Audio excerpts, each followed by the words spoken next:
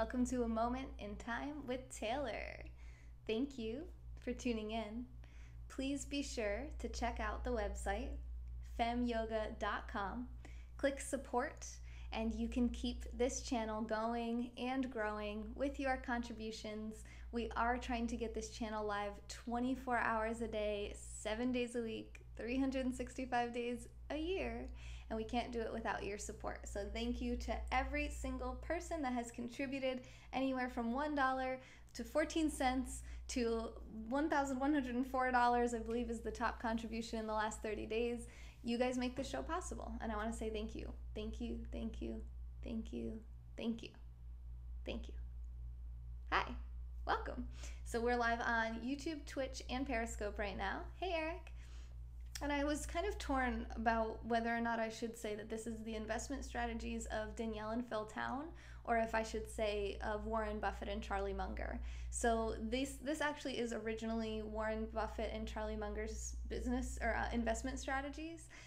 But the book that I read that's triggering this entire series, because we're not going to be able to cover it all tonight, is from this book called Invested: How Warren Buffett and Charlie Munger Taught Me to Master My Mind, My Emotions, and My Money, by Danielle Town, and a little bit of co-authoring from her father named Phil Town, who wrote a book called Rule Number One Investing. Hey Matthew, hey Eric, hey Joe, 24/7. Joe, you were the first comments of the broadcast. My favorite Joe. Thanks for being here. So I finished this book today. It did take me a little bit to get through this one, but it's really, really, really, really good. Hey, Ram. And you know what's interesting to me is right now, as we speak, Ty Lopez is live about investing and about investment strategies, and he's somebody that I want to meet. So if you get bored at any point in this broadcast and you want to go into Ty Lopez's broadcast, I'm actually going to jump on his Periscope broadcast right now and share it out. And save your money, don't buy anything ever. I completely disagree that that would be a good investment strategy. I know you're just joking though. Hey Ryan. So let's jump in there and invite out. And you guys can go in there and tell him that Fem Yoga wants to meet him. He has no idea who I am. He's not going to know who that is, and he's probably going to ignore all the comments. But if we can plant a seed so he learns my name, this is him. You'll see him in your lobby now. Financially, you gotta think, that's him. What does give me an unfair advantage? What is the thing? Yeah, my night is going well, Eric. I'm really excited to talk about this. I've been excited to talk about this ever since I started reading the book, and way before that as well. But I didn't have a lot of information to share, but now I have tons. It's so, so, so, so good. So let's just dive right in. That's okay. That's all right, Ryan. Well, thanks for coming in anyway. I know you have to sleep soon. It is 11:43 p.m. here in Florida. I did mean to go live around like 11:30, but I had a lot of preparation to do. People keep sending all this money, so I have to keep this up to date, and it's a full-time job. And it's a full-time job that I absolutely love and appreciate. Now let's get to it. So terminology, we're going to be covering a lot of different terms. At any point, if you have any questions, please type it into the comments. If you're watching a replay and you can't comment, like on YouTube, you actually can still comment even if you're watching a replay video. However, hi Lou, thanks for sharing on Twitter, inviting your followers. If you can't comment, then just direct message me on Instagram and Twitter. Either one, it's the same username on both, Fem Yoga Taylor. And right now, thanks Miles, it's Friday for 16 more minutes. And on Saturdays, I check all my messages. So tomorrow is Saturday, so I will be checking your messages if you send them tonight. Lou, thank you for the first super hearts of this broadcast. I love you, man. How you doing? My back kind of hurts. I think I'm gonna lay like this for the broadcast. So one term, I was actually talking to a friend earlier, and she said to me that she didn't know what a share was. So that's an example. So if you hear a word like a share, a stock, margin of safety, whatever, just ask. If you don't know what it is, just ask. So I'm going to use that as an example. Oh, hey, Sonam. You're from Malaysia? Nice. Thanks for the super heart, Sonam. Lise, hello. Hello. Why is my back hurting? Is it this chair? I need to, crack it or something. I don't know. Okay. We're going to get through this. We're going to get through this together. I don't know why it's like these late night broadcasts have been, I don't know. I haven't been getting through them very well. I'm just going to do this the whole broadcast while I talk about it. So a share, let's start with that. What is a share? And if you think you know, you can type it into the comments as well. That way I know you're paying attention. I'm that kid that never raised his hand in class when I was lost. Yeah, don't do that, Ryan. Just you could just be like, what? Like, I have no idea what you're talking about. I do talk fast, so just tell me slow down. I not only do I Joe. Ice is nice. Oh, for my back. Yeah, it's a good idea.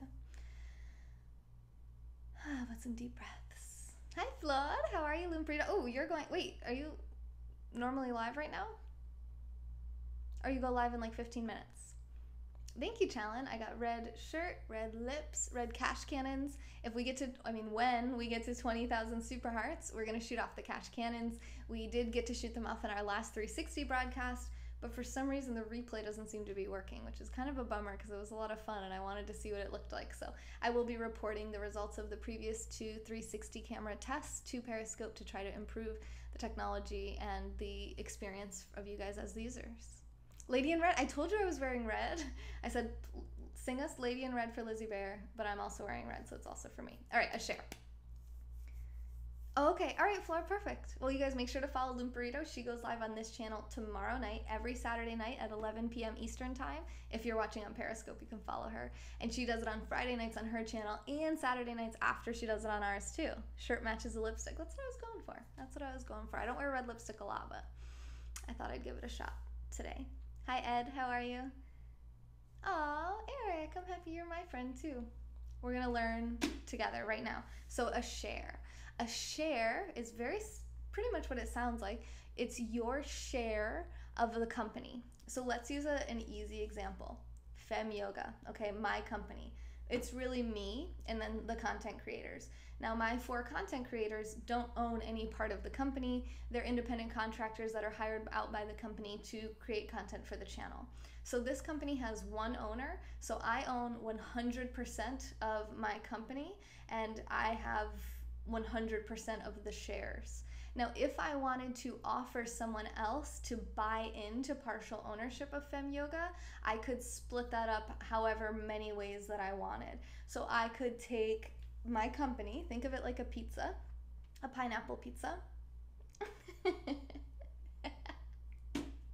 even eats pineapple on pizza? Okay, think of it like a pizza, my business, okay? And you can cut it into however many slices you want.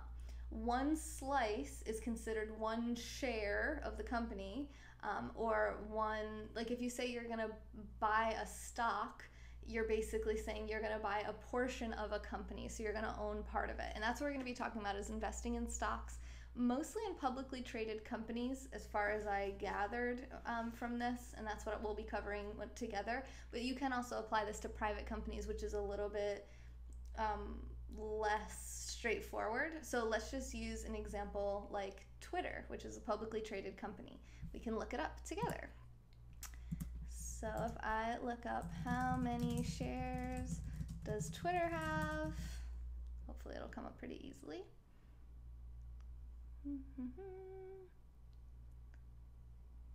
And I'm learning too, so we're gonna learn. Ham and pineapple is awesome. You like Hawaiian pizza, Joe? It's not really my thing. Sonam really likes that though. Okay. How do you find this out?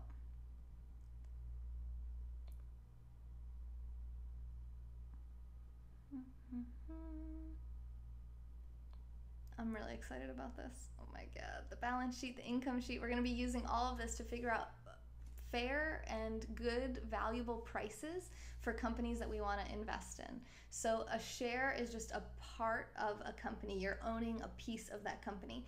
With large companies, and for at least my income level and my ability to invest, I'm only going to own like little slivers and little teeny bits of companies. I'm not going to have, you know, the majority of the shares of Twitter. I'm not going to ever own 51% plus of Twitter shares and own the company and be the majority shareholder, which means I have quite a lot of influence on the company because I own more than half of it.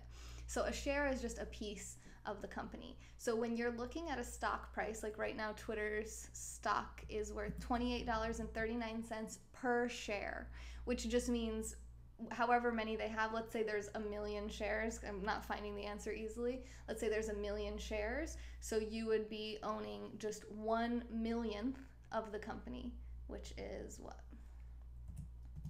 Oh, that didn't work. I don't want to actually use this calculator. I need to open a new calculator. I have 3 calculators open right now.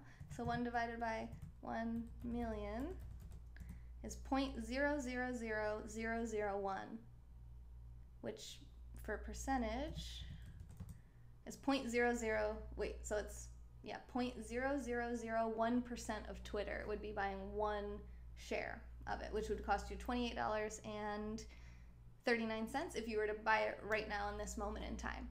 Because the thing with stocks is they fluctuate, they go up, they go down all the time, and we're not worried about that. We are not talking about day trading, which is someone telling me to stop. I know I said I was going to pay attention to comments. Let me just finish the thought. Day trading is somebody who buys a stock and then it goes up. They buy so much of a stock that if it goes up just a few cents, like 15 cents, then they can sell it off and make a decent profit because they're working with like thousands to millions of dollars, hundreds of thousands of dollars, or whatever amount, because there's transaction fees associated with that. So what we're dealing with Charlie Munger, Warren Buffett, these people who work for Warren Buffett is actually the CEO and chairman of Berkshire Hathaway, which is he's one of the richest men in America. And that means, and he actually made all of his money basically through investing, and investing in the way we're going to be discussing. And it is not the everyday common way that you're going to be advised to invest from most people, as you'll find most of the content on this channel is pretty unique and different, and not exactly what you're going to find everywhere. Hi, Dan. Total outstanding shares, is that, okay, so outstanding, I didn't know exactly what that meant. Okay, so total outstanding shares is 757 million. So let's take 1 divided by 757,846,000. It's like such a small amount. How much would I have to multiply this by? Times 1,000? There's not enough numbers on my calculator to actually calculate this. Let me just try this. Okay, so you would get 1.319. Wait, why is this math confusing me? So if you have, or wait, am I talking about the dollar amount? Why can't I do this? I don't know, Ryan, where's your charger? You should have invested in 1969 then?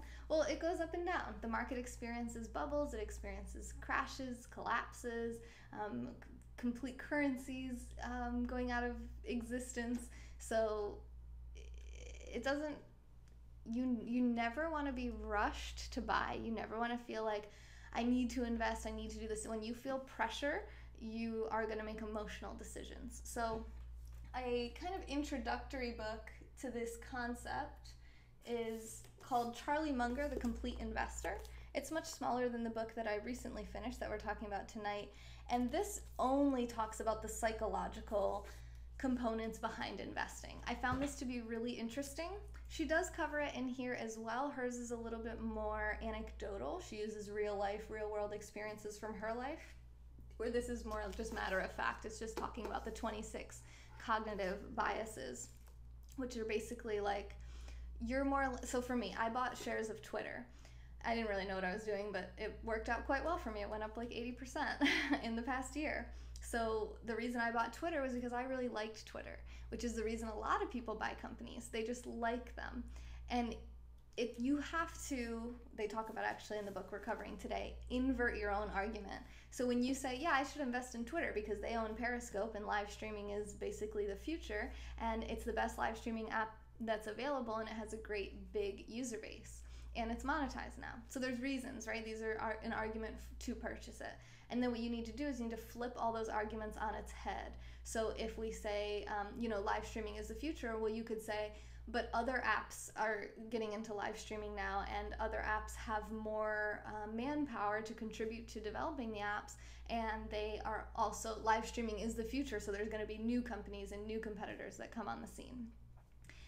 So what we're trying to do here is combat our emotional responses and our emotions in general, and try to be extremely rational and never purchase anything to invest in, or really anything, until you're completely certain.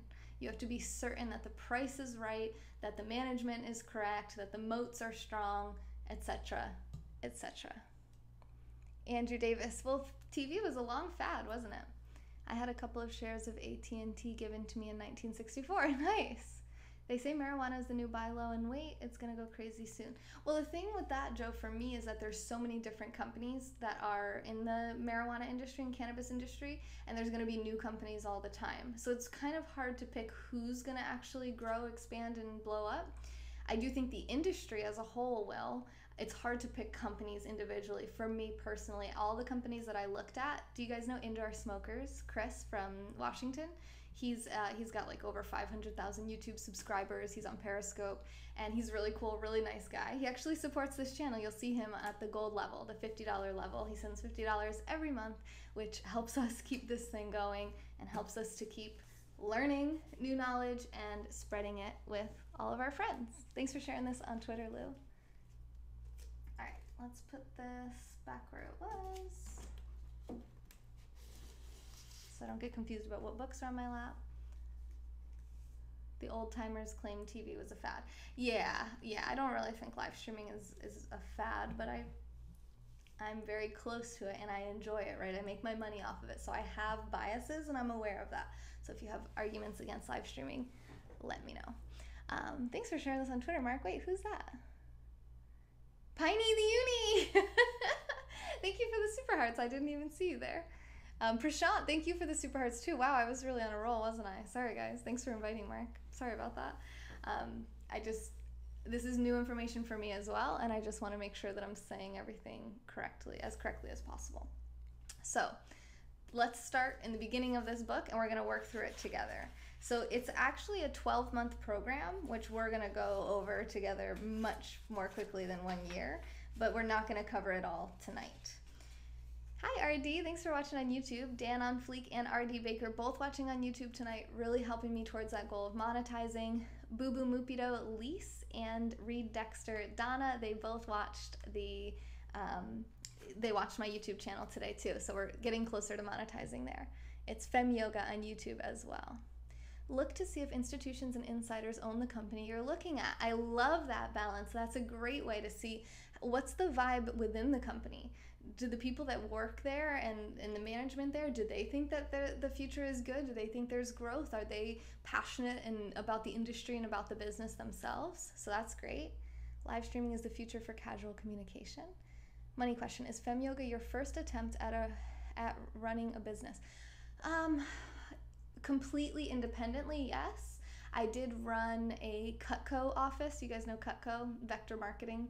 So I ran a branch office for Cutco for like 3 to 4 months when I was younger. I don't want to say exactly when. I don't want you guys to creep on me. But yeah, so Vector Marketing provided all of like the training materials. I mean, I had to purchase everything, but they told me exactly what to say and how to do it, and it was more like a franchise. But I ran the business myself. I've always been in management positions, but this is, yeah, my first business that I run solely by myself. I mean, you guys help a ton. Okay.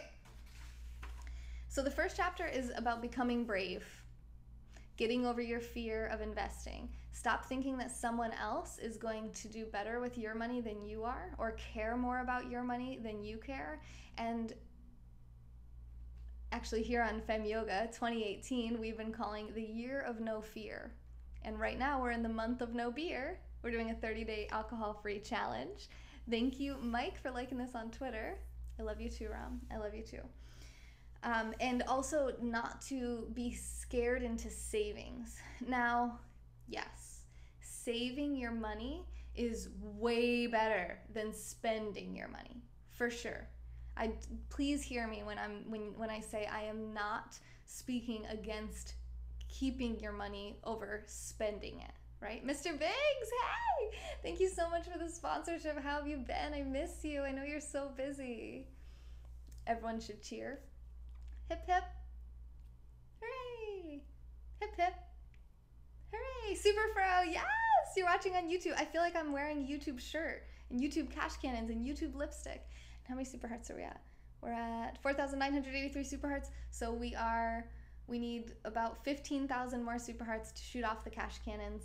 And for our goal, we are looking to get 56,458 super hearts in this broadcast so we can be at 100,000 for the day, and that'll keep us on track for the $350 bonus from Periscope at the end of the month for 3 million super hearts received. Mr. Biggs making it happen instantly. Thank you so much for the super hearts. Why aren't the hearts on the screen?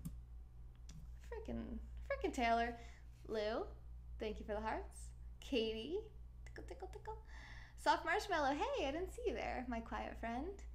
Flood, Cosmic, and Finley, thank you guys for the super hearts. RD, thank you for the chocolatey ones. Nom, nom, nom, nom. He's watching on YouTube, he's sending super hearts on Periscope. He's making this whole thing possible. And he helped Sonam a lot on her broadcast. Scott is coming in with the super Scots. Thank you for the super hearts. Scott, you're awesome. And RD, I wanted to tell you, I know the Fem Fam misses you too, Mr. Big, so much. I wanted to tell you that Lizzie Bear is doing a celebration tonight because she is at her day 100 out of 100 consecutive days scoping, and she's going to take that idea of doing the 10,000 super hearts and she'll sing a song. Should I not be telling, ruining? Is this going to be a surprise? I don't know, but she was like, hey, can I take that idea? And I was like, yeah, that's fun. It's so fun.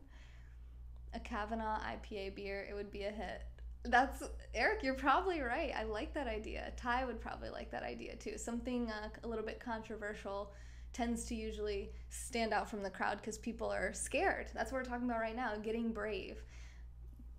Being confident in your ability to learn what we're going to cover, and don't be afraid. Don't be afraid of the math. Don't be afraid of losing money. Don't be afraid of making the wrong choice. We need to start with the foundation of being brave. Mike, thank you so much for the super hearts. You guys are awesome. You guys want to see the cash cannon shoot off, don't you? Hey, Jared. Jared, you're just trying to be the top man. I know what you're up to. Franco, hola, ¿cómo estás? Yes, we're over. Yes. Okay, so let's put a little pin in this one. It's a little hair tie. That's what I use for my bookmarks. We are at 23,511 super hearts. We are almost halfway to our goal for this broadcast, right? Yep, 56,458 is our goal. And every 20,000, we shoot off the cash cannons. So let's do it. Van Gogh with the super hearts. You guys are freaking awesome. Are you ready? If you're ready for this, put a drum emoji in the comments. I have her in crazy mode, scope, and YouTube. Crazy mode. Hi, Heidi on YouTube. How are you? Super Fro's like, I'm on Twitch now, party time. Estoy bien, muy bien, muy bien. Hi, Dave. Thank you, Scott, top contributor of the broadcast so far. You're awesome. You are awesome, Mystique. Hell yeah. Ryan said, wait. Sonam put a peach. Matthew. Oh my God. Jared and Sonam both put peaches into the broadcast. Do you guys want me to play the bongos on your butt cheeks? Mike with the drums. Thank you guys for the super hearts. It's going to be really loud. Turn your volume down. 5, 4, 3, 2, 1. Thank you, Jason. Thanks for the super hearts. Oh no. Misfire. What's happening? No. Cash cannons. Guys, did it die? Did we finally kill one? If I squeeze it hard enough, will it work? It's so sad. I only have one. Okay, I have a solution to this. We're going to transfer the ammunition from this one, which needs a new battery apparently. I've never had to replace the batteries on this. Probably should have known this was coming. I'll put it in this one, because this one's apparently stronger. Thanks for the super heart. You guys are the best. You know a club it would be amazing in? What do you mean by that? What do you mean by that? Cannon down! No! They shoot off cannons in at Clearwater Beach because they're a bunch of pirates. Van Gogh, thank you guys so much. So when we get to 40,000, we'll shoot them off again. But in the meantime, don't be scared. Don't be scared of cash cannons. Don't be afraid of money. Know that you don't have to buy anything until you are totally ready. So you're going to go from this phase, this stage of, and you might not be there now, but the typical evolution here of an investor is you're going to start out. Houston, we have a problem. Cash cannon misfire. We need you to send somebody up here. We're trying to shoot off cash cannons on the moon. We forgot batteries. Over and out. Okay, so what were we saying? Oh, the common evolution of a new investor. So you're gonna start out feeling scared, intimidated, like you don't understand the language, you don't have a lot of money, you're not prepared to risk your money, you are scared. You're new. It's like being new to anything, right? You're not good at it yet. You don't understand it. And if you don't understand something, you certainly shouldn't throw a bunch of money at it. You should learn about it and study it. So study this as in depth as you possibly can. Do not just rely on my broadcast to get you through this. Go on the Wall Street Journal, go to Forbes, read financial articles, financial journals, start looking at companies that you might want to invest in. You're going to start seeing companies everywhere. The company that makes your laptops, the company that makes your phones, the company that makes this desk and this bookshelf, and book publishing companies and yoga companies, things that are industries I'm interested in, live streaming. No, you can't buy stocks with IOUs. So then what's going to happen, you're going to go from a very beginner, novice, a nervous novice. That's it. That's what it is. You're going to be a nervous novice, and that's okay. That's good. That shows you have some humility. You know that you don't know what you don't know, but that you can learn because people have been investing for a very long time, and they've been writing books about it, and it's not a mystery. It's just a matter of like what Sonam broadcasted about the other day, standing on the shoulders of giants. And if you're looking for an investing giant to stand on their shoulders, Warren Buffett is your guy. And that's who taught this entire program that we're going to be going over tonight and probably for the next week or maybe even more. Alexis, hi! Earlier we were talking about friendly trolls and someone was like, oh, like Alexis. I was like, exactly. So we're at 31,101 super hearts. If we get 9,000 more, we're going to shoot off the cash cannons again. I'm quickly going to count up the money. Do not be afraid of the money. It has hair on it. It's hairy, but it's not scary. 2, 4, 6, 8, 1, 4, 6, 8, 2, 6, 8, 3, 4, 6, 8, 4, 5, 6, 7, 8. That's half. So this is actually not a bad visual for investing. So with investing, you could invest $20 and it could be gone. You could invest $20 and maybe get $20. It might take a very long time to get, 100% return on your investment, but it's possible. And maybe you get $100, well, $80 in addition to your $20 investment, 400% return on your investment. So that's the thing with investing is like you can only lose as much as you put in the beginning, So you know how much you're risking. But the upside has almost infinite potential because sometimes things go crazy and we have these huge bubbles like the .com bubble or the housing bubble and people just keeps going up and up and up and up and up and up. And that's kind of a beautiful thing. Now with savings, you can put that $20 in your savings account and you might think that it will maybe gain a little bit of interest over time. But ask your bank how much interest you get on your savings account. I bet it's like less than 1%. And even if it's 3%, that is, it's probably not 3%, but if it is 3%, that's just keeping up with inflation. So on average, due to just inflation alone, you lose about 3% of your spending power. Well, every dollar loses 3% of its spending power. So what actually ends up happening is that this money, you lose this money anyway. It goes down by 3%. It becomes 3% less valuable every year. So putting it in a savings account isn't safe. Now, it's okay to do while you're waiting for your opportunity to strike, which might take quite a while. because you're going to get to the next stage of investing where you're no longer afraid, but you're excited. You understand, you're ready, you're prepared, you are ready to do this, and you're excited and you want to do it because you want to put all of your knowledge to the test. And you should still wait, because you have to wait for the right opportunity to buy. Wait for the stock to be at the right price. Buy it at a good value. The price is just what you pay for it. It has nothing to do with the value. So you have to figure out what the value of the company is and what a fair price would be, and no one's going to just tell you that. You have to do a lot of research, but it's worth it because $20 could become $1,600. Maybe. It might not. The chances of that happening are not super high, but the better you do at this and the better you do at choosing the right companies, the better your chances of getting good rate of return. So just to make a point, I don't know if I'm going to be able to do this very easily, but I'm just going to pull up my stock. So I invested in Twitter actually I have a spreadsheet about it. Let me go check on there. So I invested in Twitter in August of 2017. So like we said earlier in this broadcast, it's now worth $28.39 a share. And when I bought it, it was worth,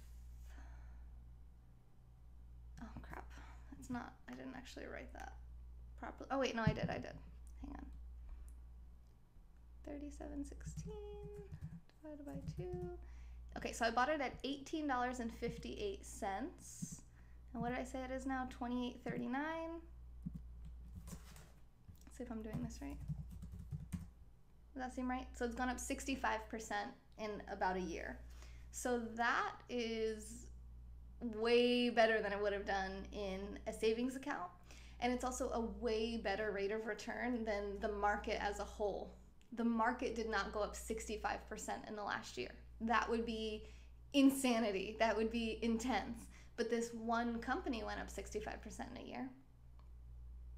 So I think that I made a good choice with choosing Twitter as an investment, but what I'm actually going to do is throughout this process, I'm going to use Twitter as our example company, and we're going to do all of the research that we need to do for a company. We're going to do it together. We're going to do it on Twitter, and what you're going to do is just follow along with whatever companies you're interested in. Because we might get to the end of this and find out that Twitter's overpriced and that we shouldn't buy any of it, and that we're waiting for it to hit a certain amount for it to be a good value, and then we're going to buy as much of it as possible. So just make sure that you're not making your decisions based off of emotion. You're going to invest in autocorrect. That's actually cool, like to think like that, like WhatsApp, audio messaging companies. Like there might be companies embedded within other companies that you use all the time and that you understand pretty well. And we'll get to that. I was in the middle of something, but I'm just going to count the money because I forgot what I was saying. And I'm going to pull up these comments. Cash cannons again? Wait, really? Very unique and really great. Did you decide to make this your business? Gary, yes. Fem Yoga has become Ty Lopez. 42,960. How did that happen? I didn't even catch that. Sorry, RD, and to everyone who made that possible. Scott, Mr. Biggs, everyone. Thank you for the super hearts. I got to count the money, make sure we have it all, and then we'll shoot it off again from one cannon. Okay, 2, 4, 6, 8, 1, 2, 4, 6, 8, 2, 2, 4, 6, 8, 3. RD wants me to sing a song. 2, 4, 6, 8, 4, 2, 4, 6, 8, 5, 2, 4, 6, 8, 6, 2, 4, 6, 8, 7, 2, 4, 6, 8, 8. We got all the money. Okay. Mark says invest in Fem Yoga. Unfortunately, Fem Yoga is not for sale right now. Yeah. We don't really need a bunch of investment capital right now to reach our goals, because now if I had if I had 24 content creators in mind and the only thing that was keeping me from bringing them on was what? There's a 20 underneath me. And there's a 20 over here. What did I do? Count the same pile twice? Frickin' crap.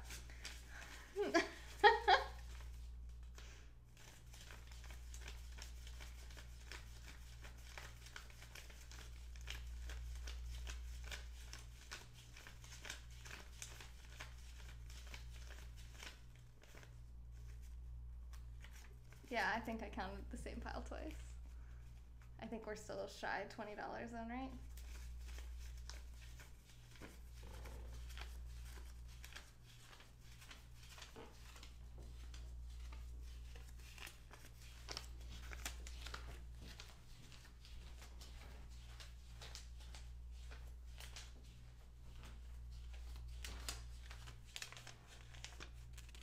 Yeah, we're missing 20. It's not under the laptop. Or over there. Do, do, do, do, do. Nom, nom. Did I get it all out? Oh, I see it. There it is. We good. Okay, our one functional cash can. We're working with what we got. Yeah, keep it going and growing. So I do want to talk about that. Sending money to this channel, supporting this channel really helps me, and it's an investment in terms of your return on your investment is the value that the channel brings. So supporting Fem Yoga is actually a purchase or a donation. It is considered, you can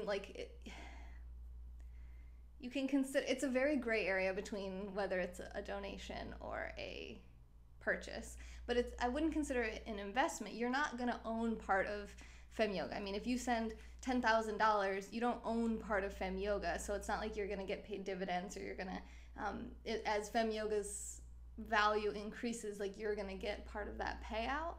So I've heard people call it an investment before, and I get what you mean, but I just wanted to kind of like clarify, like in this class, in this series, we're really talking about investments being things that we put money into, and it gives us more money back.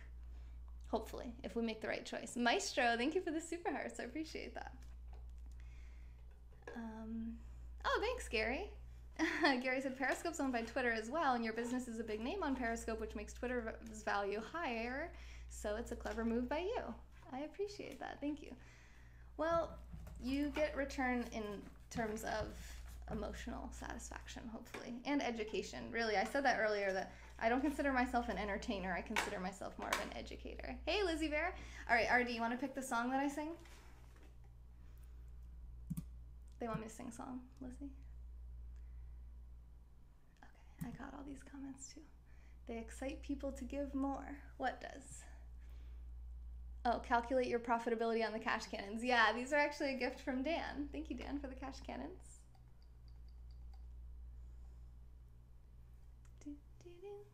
I'm going to shoot off the cash cannons, and then we're going to sing a song. My choice. Oh, great. Thank you for the super hearts.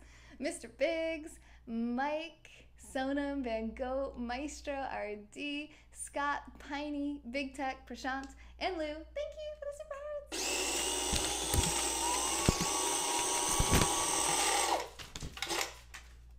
I screamed a little bit. Oh, Baby Shark. Baby Shark, do, do, do, do. Am I saying it right? Baby Shark, do, do, do, do. I don't know how it goes. Oh, crap. I had someone sing it to me earlier, and I already forgot. Baby Shark, do, do, do, do, do. No, I always sing that other song. Do, do, do, do, do. I keep saying that song's stuck in my head all day because of this, because of the Baby Shark song. It's a sing-song kind of day. It's a sing-song kind of day. Exactly. It's a sing-song kind of day. What song should we sing?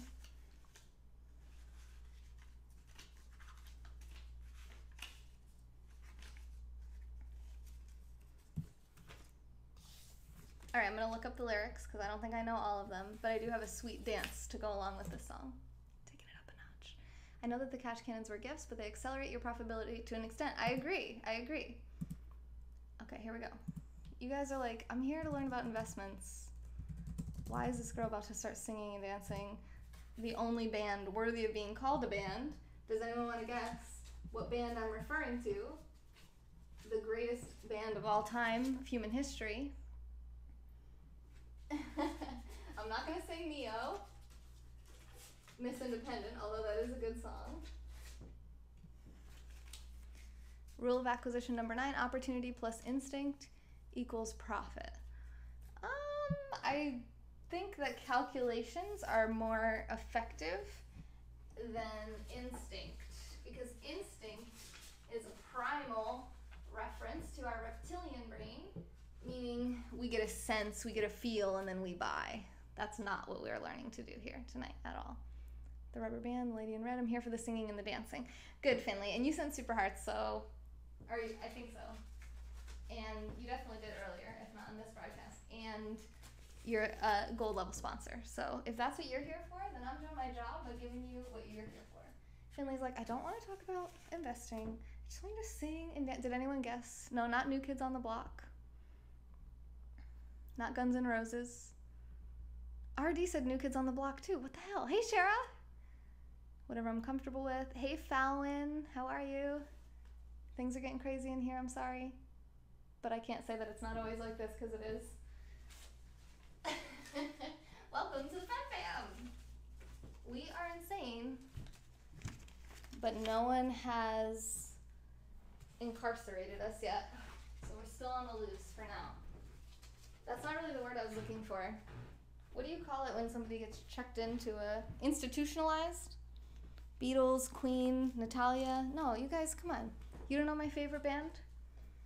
Sonam, you should know this. Did you already guess? I might have missed in the comments. Not Metallica.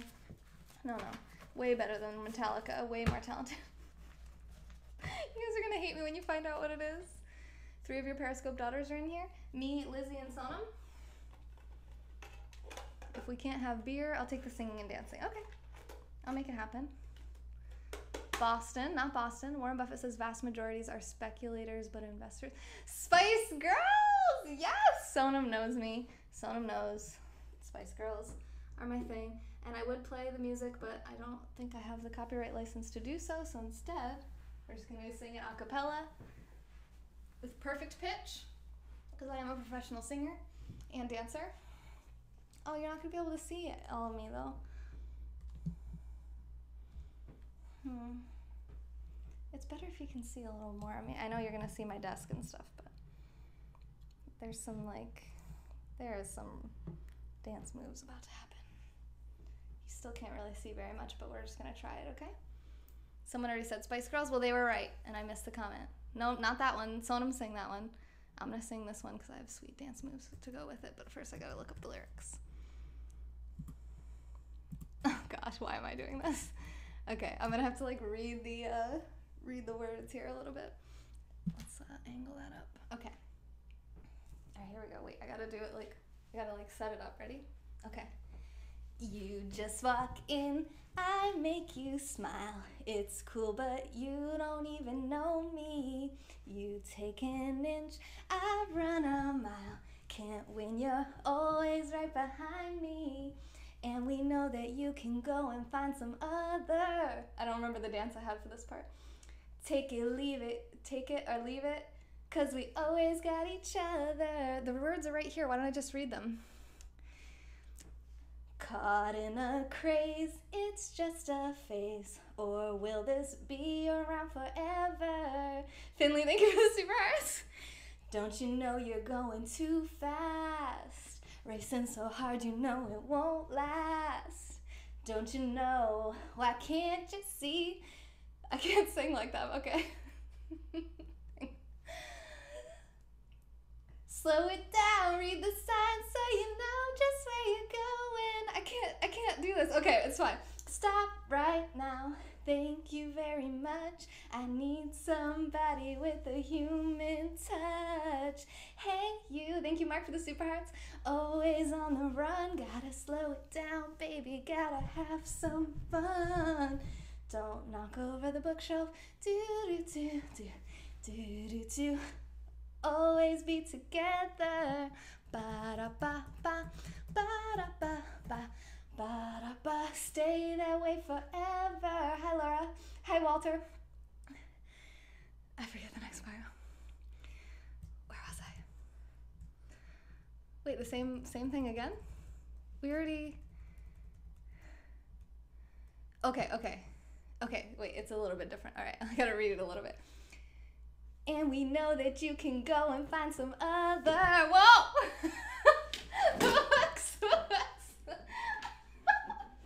They're like, girl, please, just stop. Please stop. All right, but we gotta finish it. We gotta go all the way because I was trolling Sonam for not finishing Barbie Girl.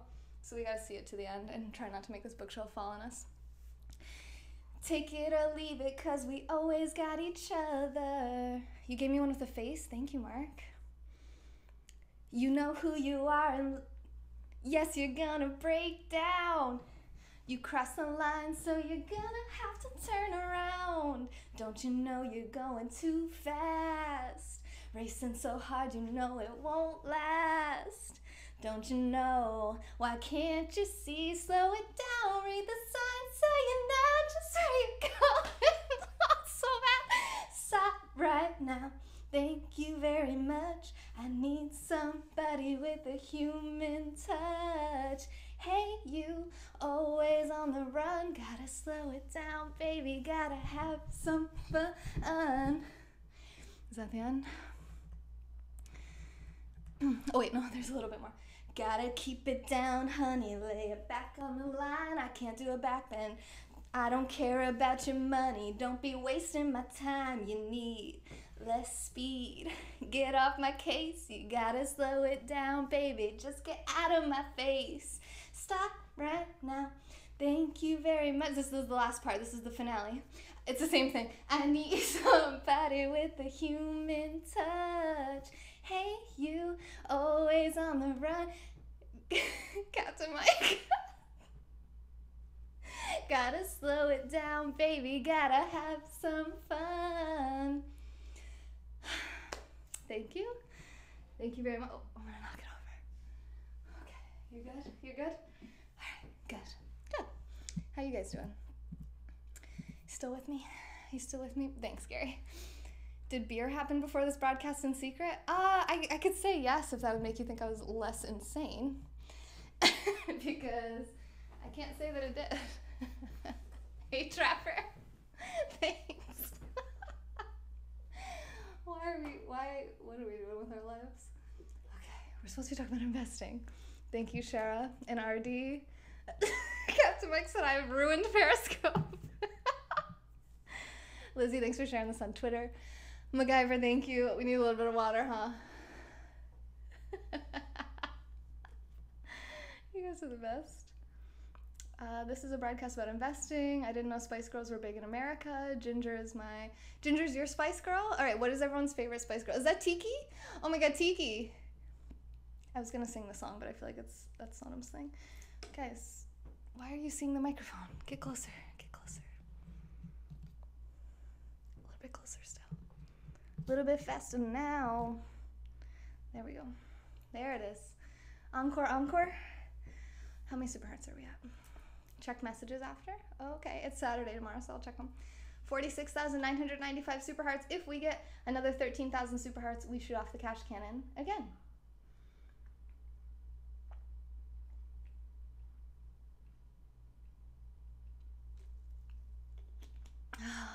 So good.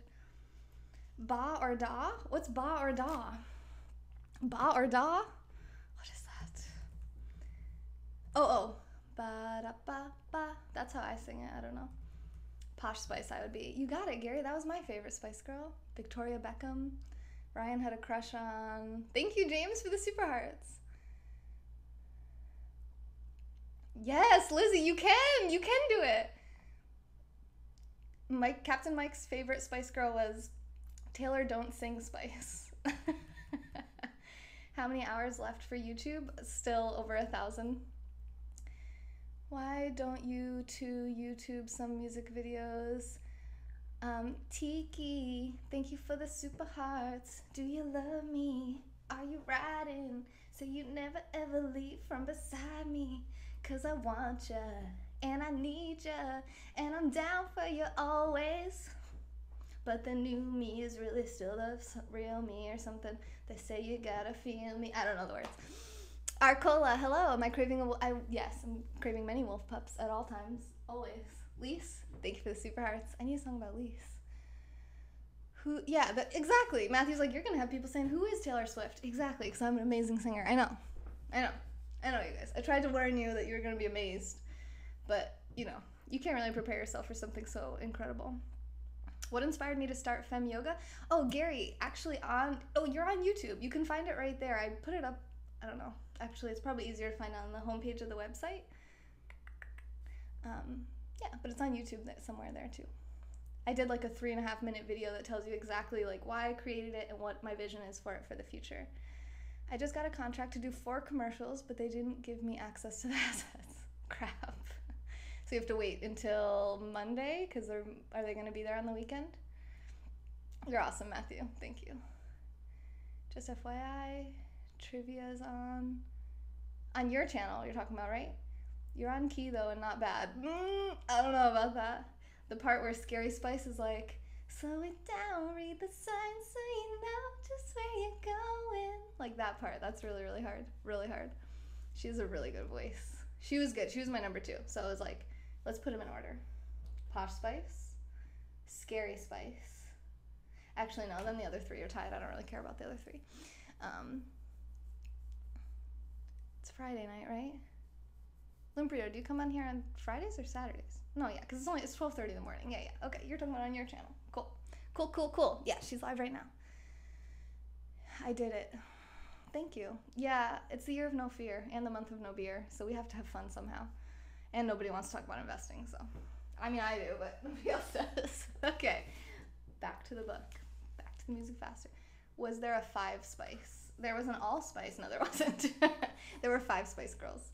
So it was Ginger, Baby, Sporty, Posh, Scary.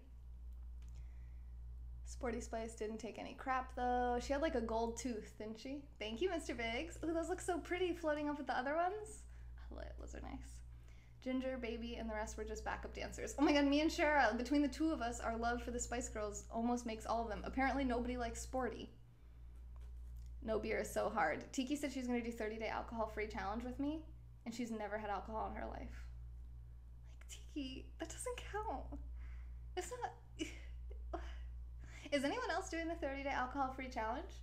Some people have been telling me that they're going to do it with me, and I wonder if did someone think maybe they were going to do it with me and then they didn't? They already broke it. It's day 6 officially now because it's 12:30 in Florida. I like Scary Spice too. Yeah, she's awesome. Sporty Spice goes good on toast. Which one set her house on fire? Daryl, really? That happened? Now we gotta look it up. I thought there was a Marianne. No, wait, that was Gilligan's Island. Hi, Jared. Lee said me. That's a negative. Wait, I already forgot what I asked. Which one set her house on fire? I want to know that. Spice Girl set house on fire. Is that a real thing?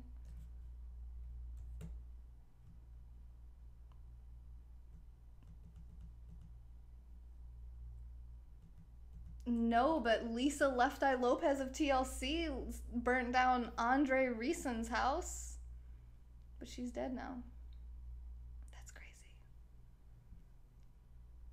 It sounds like maybe the Spice Girls were like in a fire, but okay. Wow, why is this so bright? Let's crank that down a bit. Oh, that looks a little bit more realistic. Cool. All right. Where are we at? Gotta pull up all the everythings. Here we go. Probably Sporty, right? Insurance money. What? They should have got enough money from being in the Spice Girls. I gave up squid. Mark's not gonna eat squid for 30 days. What a sacrifice. When's the last time you ate squid, Mark? Be honest with me. It was yesterday, wasn't it? Ryan would chill with Sporty. Okay, good, because you're the only one. Whack Off Willie said, I'm gonna flirt. Look out. Don't do it. Mr. Sweet One, hello. Trapper, I would do the 30-day challenge, but I got a case of Wolf Pup beer. Now I have to drink it. You got Wolf Pup? Oh my god, are we all drinking Wolf Pup now? I've got a wedding tomorrow where I will know nobody other than my husband. Alcohol is must. Bernie Spice. You like Taylor Spice the best? Thanks, Matthew. Thanks, Jared. Yeah, it's 12:30 in the morning. So for you, it's 5:30 in the morning, right? Or wait, where are you, Jared? One from yeah, Lisa. Yep. Lizzie Bear, you totally jinxed me. He played for the Atlanta Falcons. Don't mess with Left Eye. She'll F you up. Yeah, Left Eye, Daryl. You're surrounded by Filipinos. Okay. Oh, and also Tiki's not going to eat squid because she's better than us. She doesn't need squid or alcohol. Greg's going to give up drinking water for 30 days. We're supposed to be helping people reach their health goals. This is supposed to be a broadcast about wealth goals. Why are we even talking about drinking? Bernie Spice? Somebody... Okay, he was talking about burning, like Bernie Spice, like burning down a house. And now you guys are talking about Bernie Sanders as a Spice Girl. This broadcast is going off the rails. Jenny, can you please help us? Jenny, exactly. That's what I'm dealing with here. I'm doing 30 days without alcohol. They're telling me they're going to do 30 days without water. This is what I have to work with here. Mark hasn't had squid for years. And I don't even know what that means, Tiki. No squirrels? No squirrels what? Do you eat squirrels normally? Oh my god, I gave up alcohol-flavored squid for 30 days. What about squid-flavored alcohol? Feel the burn. 105K, what does that mean? We're at 49,584 super hearts. Oh, that's actually really close to our goal. Let me see. Our goal for this broadcast is 56,458. We're at 49,584. So we need like 7,000 more super hearts and we'll be at 100,000 for the day. Oh, Lee said only you need to stay off the alcohol. That's something that someone would say who she doesn't drink. Okay. Kieran, earlier I was talking about you and I was like talking about my 360 broadcast and I said Kieran sent super hearts on my 416 broadcast. Like it was a broadcast with 416 degrees. It was 56 degrees better than 360. And that was because of you. 416 degree broadcast brought to you by Popcorn. Thank you, Popcorn, for the super hearts. Tiki, thank you for the super hearts. Squid flavored alcohol is still on. It gets you wrecked. It's like, I'm still drinking squid flavored alcohol. I'm only abstaining from alcohol flavored squid. But what about regular flavored squid? This is an outrage. Which one was pumpkin spice? A bladder infection in the future. Jenny, you're not helping. Jenny's like, hang on, wait, I'm psychic. I see a bladder infection in your future. Oh my God, David Beckham just sold his house for 23 million pounds. We keep sporting to carry the sound equipment. No. We are horrible people. We'll all have a good time in hell, I guess. They make spaghetti with squid as meatballs. We had meatballs on fleek on this channel last night. 56 degrees of insemination. What? I'm not drinking squid juice for 30 days. Greg, you're not going to drink water or squid juice? Doesn't sound impressive. Elise, I agree with you. 23 million pounds? It's nothing. It's nothing in the grand scheme of things. Okay.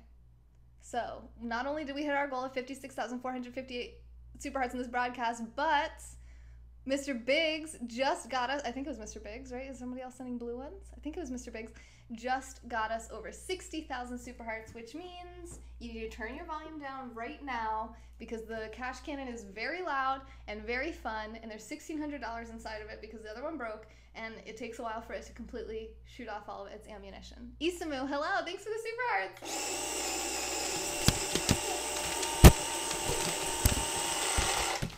And also the money slaps against the microphone. And my lips, which means some of this money probably has red lipstick on it. And my mouth has some money germs on it. Squid or chewy? Celibate for 5 years, beat that? Ryan, don't want to beat that.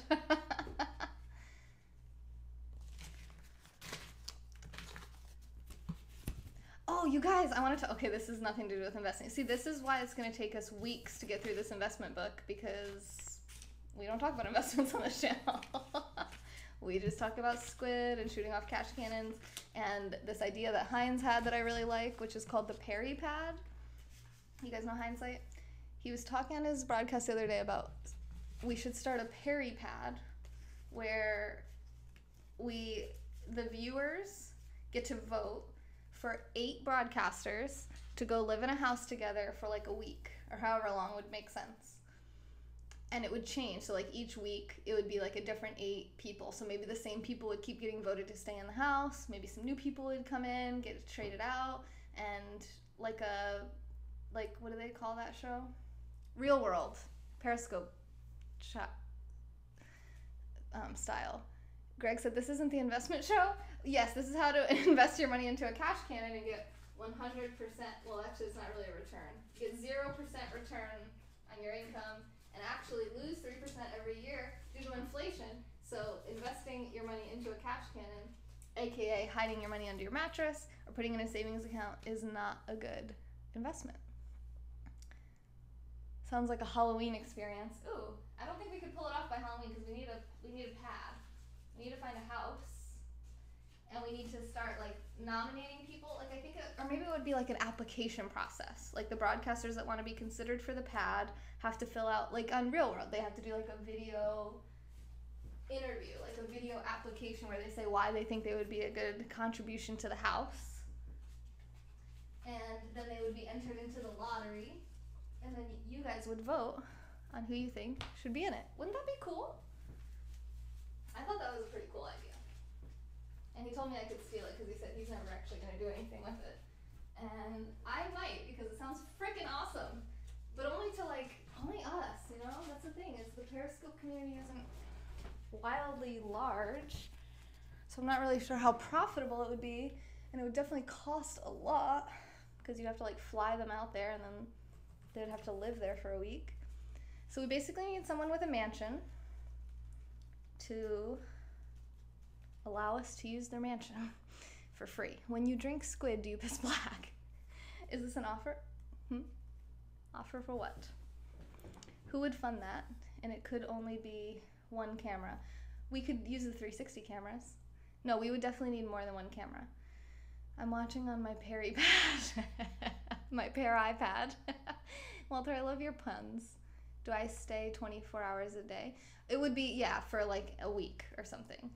That way people wouldn't have to commit to being gone for a month from their lives, because people have kids, they have bills, they have jobs. So a week, it would be a week vacation, but it would be this reality show that you're a part of. And we get to edit it however we see fit. Okay, 2, 4, 6, 8, 1, 2, 3, 4, 5, 6, 7, 8. Don't let me count this pile of money again, okay? That pile of money is going over here. I'm going to count this one now. You would join Jenny? See, it would be fun. So if you're on the broadcast, whether you're on Twitch, YouTube, Periscope, would you apply to be in that Perry pad thing?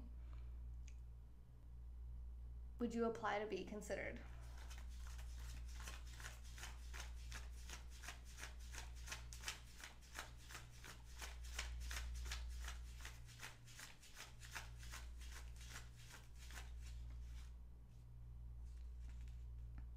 I think I skipped a number.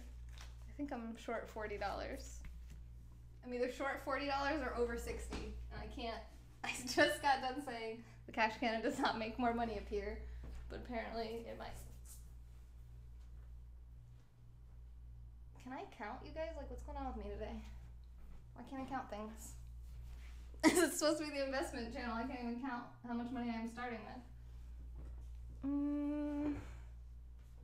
don't know. Where would the money be?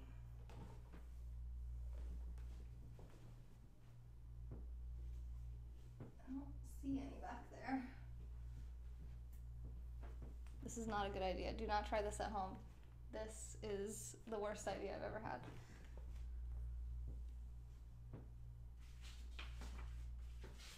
Nothing up there. Don't fall.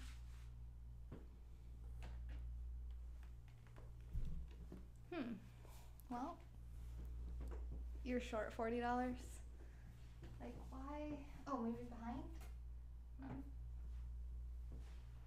I don't understand. Let me look over here, across the room. I don't know, guys. Where is the money at? I'm gonna recount it.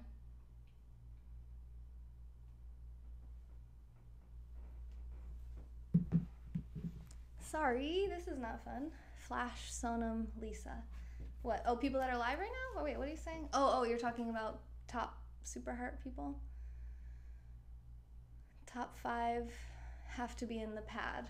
Oh, okay, so me, Flash, Sonam, Lisa, and then who's next? Claire? Someone said Claire Means is next. But that's a bunch of girls and one dude. How about the top 8? Don't know if she got that one. Look on the bookshelf. If I broadcasted, I would definitely apply. Fire your cash handler, thief. It would have to be one scope at a time, or it would be messy. Not a bunch of periscopers doing individual broadcasts. Yeah, that's a good point. Well, you can actually do multiple broadcasts on the same channel. You want to be the host, Soft Marshmallow? I know, I want to be the host too. Oh wait, are you offering me your house right now? Flash gets the best end of that deal. I know. It's Flash is yeah, sure, let's do it. Top 100, then wrestle to see who goes.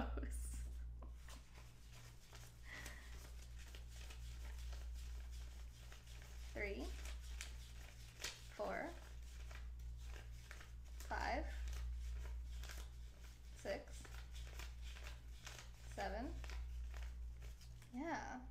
miscounted this pile. Ooh, where the heck would $40 go? If you guys were $40, where would you be? Where would you be?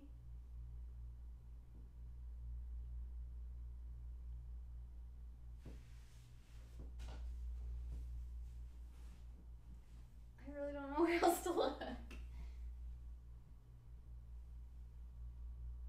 I don't see anything back there. You guys saw this room in 360, right? Like, there's nowhere else for this money to be. Oh, what about under the laptop? That happens sometimes. No. Where's the money? Okay, maybe I miscounted this one. Did I just do something? Okay, in your wallet, Shara. Money on the run. I know, right? It fell in the books. I'm the bookshelf on the left side on the bottom shelf. No, I don't think so.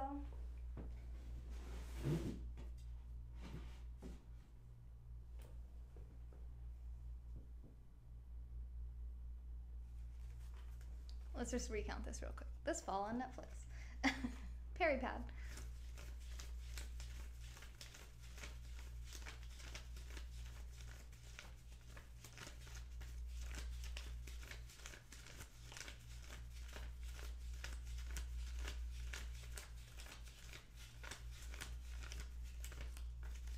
We're definitely missing $40. Okay, maybe, what did it land in my purse? Here, no, this isn't it. Oh, there's one. There's a 20. That's one. But where is the other one? Damn it. Why do the cash kids have to troll me like this sometimes? Under there? Yes! Okay. Found it. We're good. Yeah, no, it wasn't on the books. It was under the chair. We got it. And now we can go back to talking about investing. And we still have like an hour to go. Yeah, we have an hour to go. Thank you, Adam. Okay. I'm hungry. If money falls in purses, I'll buy one tomorrow. It's my money to begin with, though.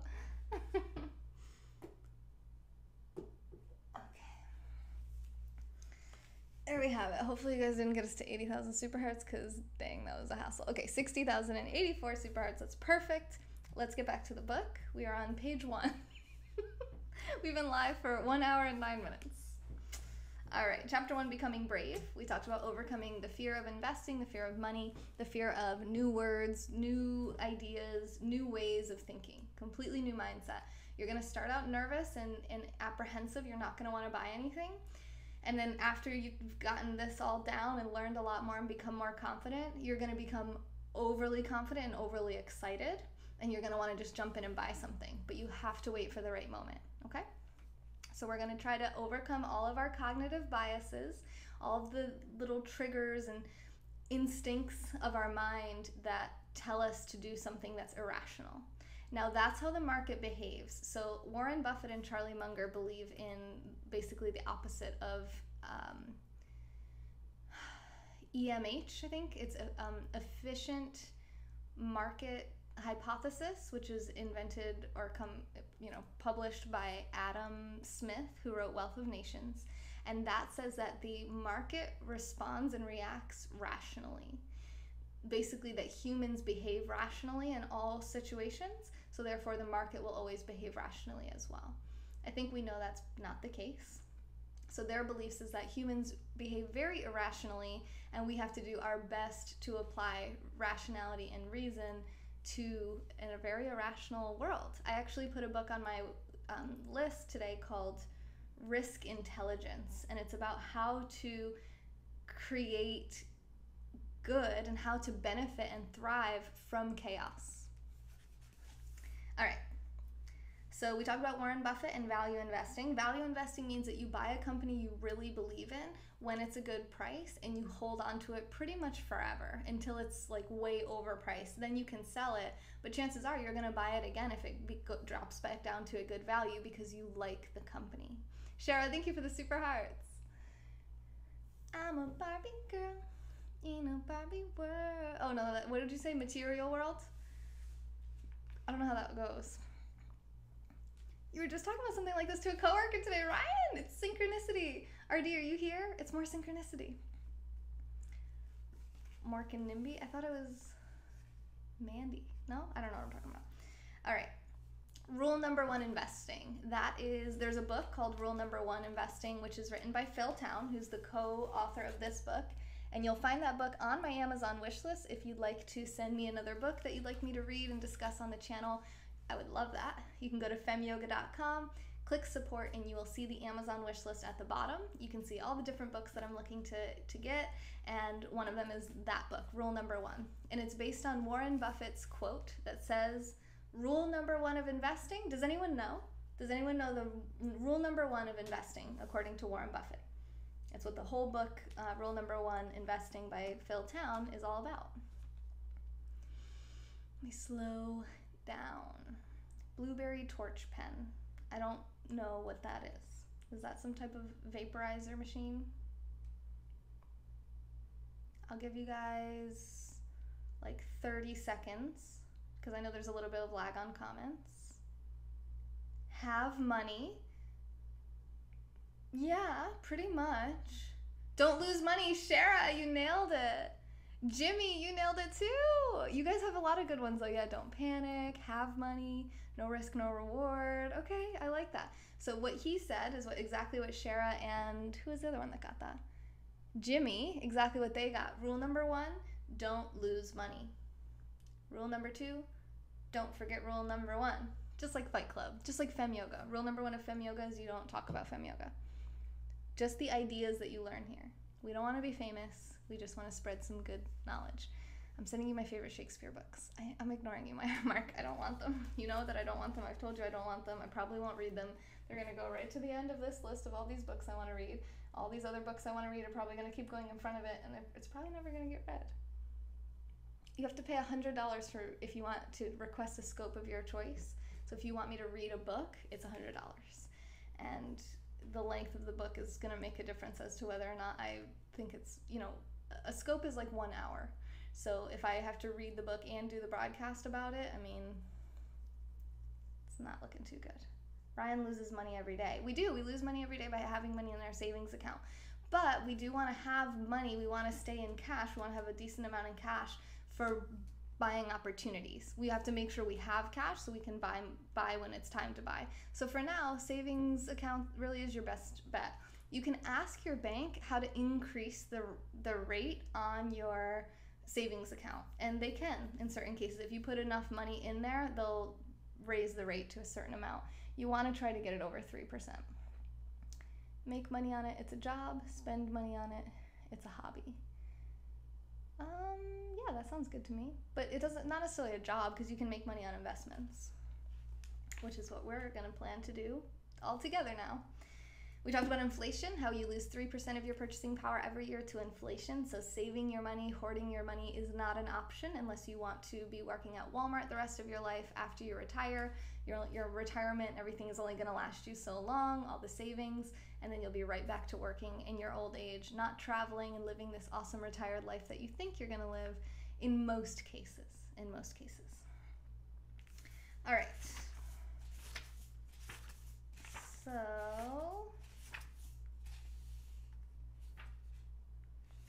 So you don't want to hoard your money. Now it's good to, you don't want to spend money on, you want to like keep your money. You don't want to spend money, right? As much as you can help it. You want to always be getting good values, but you can't really hoard the money. You really have to invest it if you want it to make more money and to not lose value over time. And the second thing is that you don't want to abdicate. You don't want to say, oh, well, someone else can take my money and invest it for me. Yeah, James said I had to call my investment firm. I forgot my password and locked myself out trying to log in. That actually happened to the author. By the time she was actually ready to go buy a stock, she had to reset her password because she forgot what password she used when she actually opened it, because it takes a while, a lot of research before you're actually going to pull the trigger on buying anything.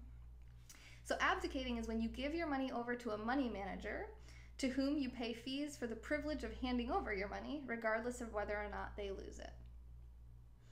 And the thing with money managers is they do what their coworkers or their competition does.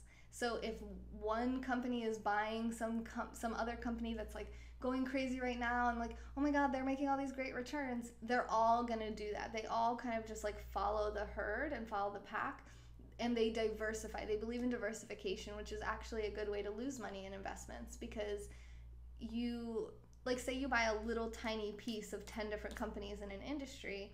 Well, what's the chances that they all do well?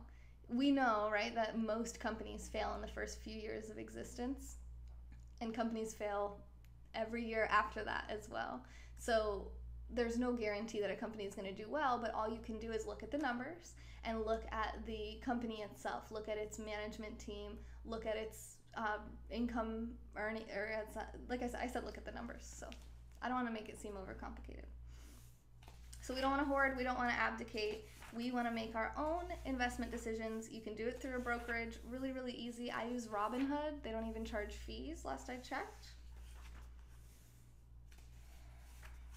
But you shouldn't worry too much about the fees, since we are value investing. We're not day trading. So it's just like a one-time fee when you buy and one time when you sell. Chapter 2, knowing your number. I don't know what that means. I forget. It's been a while since I read chapter 2. He said before to have an investment that makes you money when you're sleeping, and he reads a book a day, always learning. I read every day too. I definitely think that's important.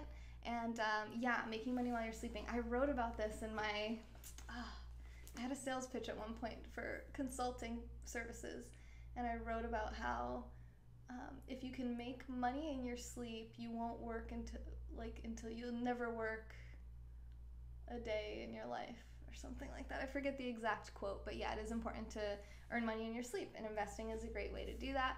Running a business is a great way to do that if you run it with kind of a franchise model, as discussed in Michael Gerber's book, The E-Myth, which is my favorite book probably to recommend to people who are running their own businesses. Highly, highly recommend. It's pretty much a necessity for you to read this book. Why most small businesses don't work and what to do about it. People will tell me, oh my god, you're so good at this. You're good at running a business. You're doing so good. I'm just reading books of other people that have done it, and I'm doing what they did. I mean, it's not rocket science. I ended up in small debt and had so much unsold products. Ah, yes. Yeah, dealing in products is more challenging than dealing in a service business. Hey, Darren on YouTube, how are you? Thank you, everyone who's watching on YouTube, helping us get closer to that monetization goal. Why does my stomach keep hurting so bad at the end of the night when I'm broadcasting?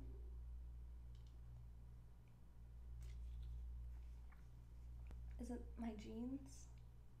I think I'm gonna go change my pants and see if I feel better, because it's very distracting. I had to end my broadcast early last night because of it. I was like really uncomfortable. All right, I'll be right back.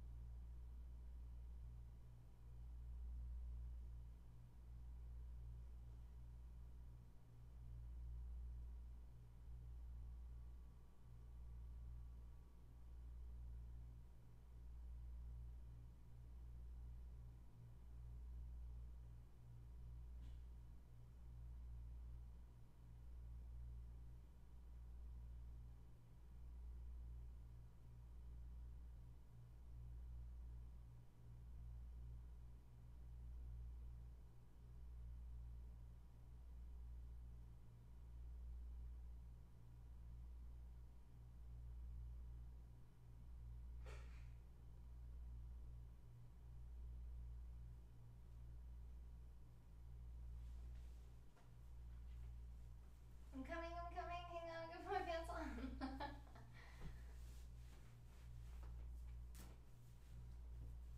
Okay. You guys still here? You may read it, Gary. Good, I'm glad. Okay. Are we good? Oh, look at my hair. Oh, it's fine. It's fine. All right. The book. What are we talking about? Value investing. Right. Excuse me. 1 teaspoon baking. I need baking soda. And aloe juice. I don't have either of those things. After dinner, it'll help stomach issues. I didn't even eat dinner yet. Ulcers tend to hurt at night. Ulcers? I feel like it's just gas. But why do I have gas? I don't understand. I had it last night too. I look like Christmas. Yay! Christmas pants! Oh, this feels good. This is gas relieving pose in yoga. Guys, if I fart right now, that'll be the first time ever on Periscope. Hi, Soft Kitty. How are you? You got here at a great time. I'm just gonna sit here and die in my chair for a moment. I guess I can kind of read the book while I do it.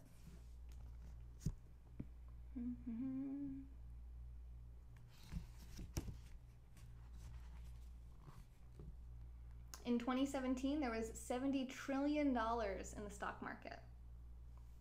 She's gonna blow. I don't think I'm gonna blow. I think I'm just gonna burp. I hope. 85% of the stock market is our money. We control the market, but only by proxy, blah, blah, blah. Flavors of abdication are, okay, so this is the things that you want to avoid according to this methodology. Mutual funds, market index funds, exchange traded funds or ETFs, and robo-advisors. Oh, good night, Ryan. No beer, Dave, no. Which is probably good because I feel like I'm about to die anyway. It felt really good when I was bending over in the closet. I don't know why. It's like I don't want to be sitting. My body doesn't want to be sitting. It wants to be in this position. What if I move my chair like this and then I read my book like this? Because this feels so good. I don't know why. Does this mean I have an ulcer?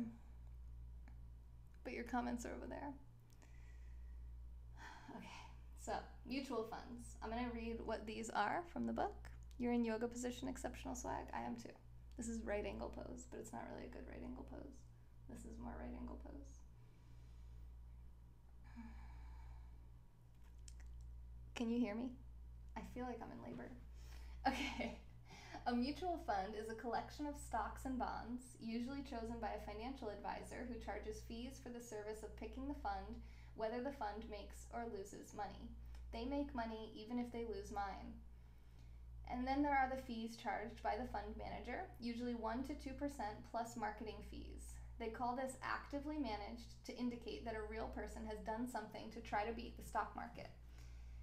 Until market indexes were created, mutual funds were the only way for a small investor to easily buy a piece of the market.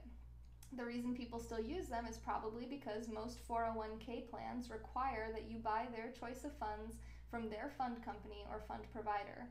The total fees charged by a 401k administrator or advisor and the actual fund manager, whether the fund makes money or not, can easily add up to over 3%. Inflation of 3% plus fees of 3% equals 6% gone, whether they lose your money or not.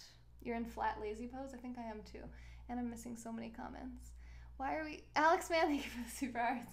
Of course, Hawksman would come in and bring in the bots when I'm like this. We're going to talk about bots in a minute, actually, in this book. J-Tag.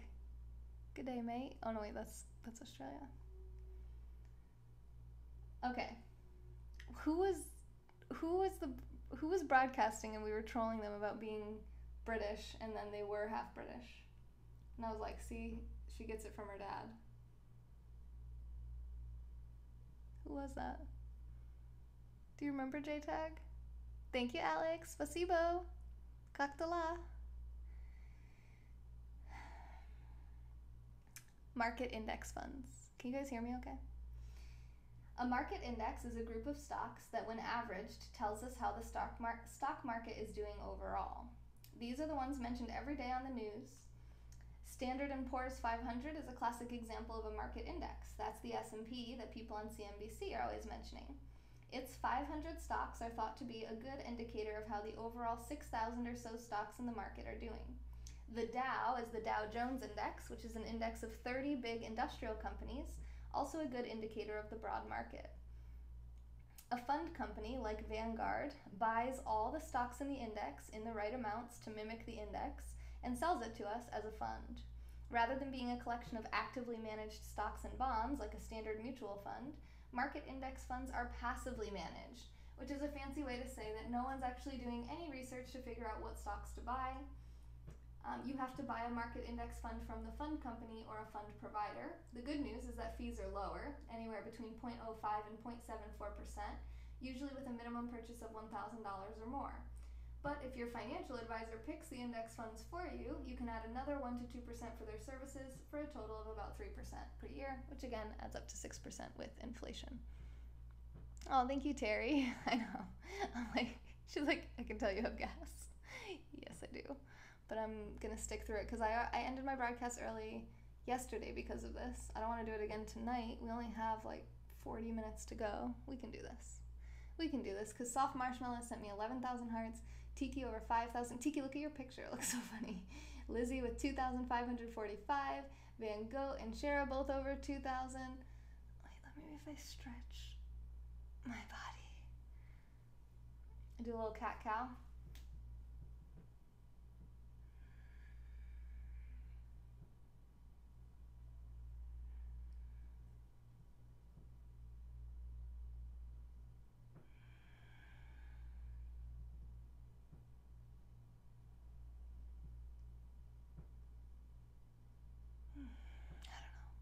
I'm not sure. I'm not sure that's doing anything. Okay. Is this weird? Kind of weird. All right.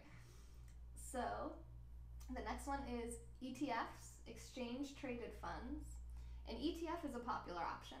It's the same index tracking idea as a market index fund, but you can buy and sell it from a stock brokerage as you would any other stock, and its price goes up and down based on whether there are more buyers or sellers.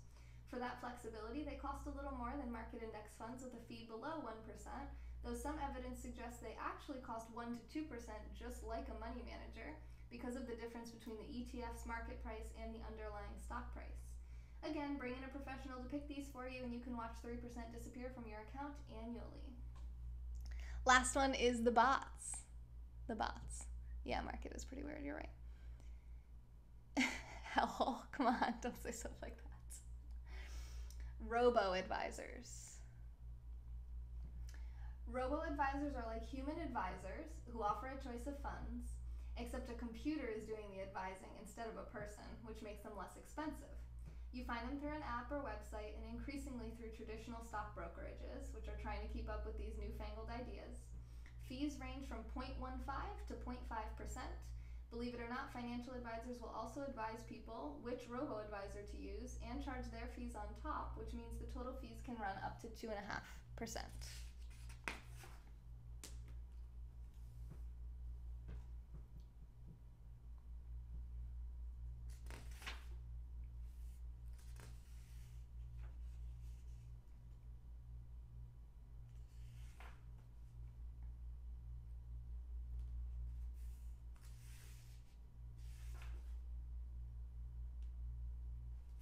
Talking about the power of compounding. So I think I might be feeling okay enough to sit down. We're going to give it a shot. You don't invest in values. Values are instilled in a person. Makes sense. It means that you buy things at a good price. So if you get a good value, that means that you paid less than you could have, basically. You paid less than it was worth. That's value investing. Compounding interest. You got it. You got it. Hi, Jordan. How are you? Okay, so the power of compounding is as follows. Let me pull up one of my calculators here, and let me see if I can link to the calculator so you guys can actually see it on the screen, so we can do that together, because I want you guys to feel as involved with this as possible, because I want you to realize if I can do this, you can do this. People do it all the time. Hi, Bradley. Calculator. Why is it black? Calculator. Why are the calculators black? Calculator. Why is it black? The hell? Well, it's just giving me a black screen. I don't know why, so I guess we'll delete that. I don't know why that was. Okay. So instead, I'll just tell you. So if you have $1,000 and you are getting a 3% rate of return, okay? Let's say 5. 0.05. So you're getting $50 the first year. So now you have $1,050. Then you're still getting, let's say, we're just going to stick with the same rate. So you get 5% the next year. So now you get $52.50. So you're up to $11.0250. Then you get 5% of that. 55.125. I already forgot what the number was before that. 1102.50 or something like that. So then you had 1157.63. Then you're getting 1157.63. Then you get $57.88, which brings you to $1215.51. So we started with $1,000, and in 4 or 5 years, you've made $200 on your investment with a 5% rate of return. We do want to make sure that we're getting a higher rate of return than that, but that's the power of compounding. I was trying to use easy numbers to show you that you're not just getting $50 every year, you're getting 5% of your new amount that it's worth, right? So if it's worth 5% more now, then you're getting 5% more of that if the growth rate stays steady, which is not common. It's going to be all over the place. But that's just the power of compounding. So if you can get a steady return on your investment, it's worth more every year. You're getting more on that investment every year, even if it's the same percentage. Make sense?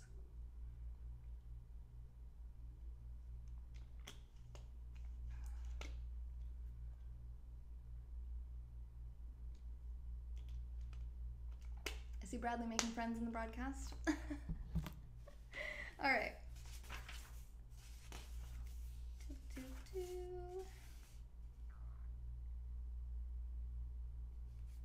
Okay. There are 4 pretty straightforward mathematical components to achieving financial freedom. Hey, Junior. Here we go.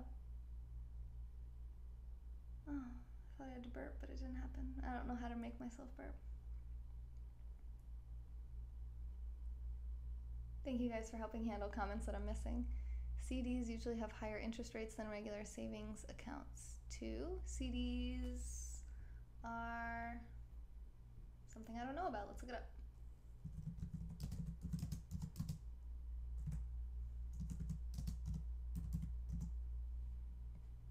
Certificate of deposit. A time deposit, a financial product commonly sold in the United States and elsewhere by banks, thrift institutions, and credit unions. They're similar to savings account, that they're insured money in the bank, virtually risk-free. A specific fixed term, 1, 3, or 6 months, or 1 to 5 years, and usually a fixed interest rate.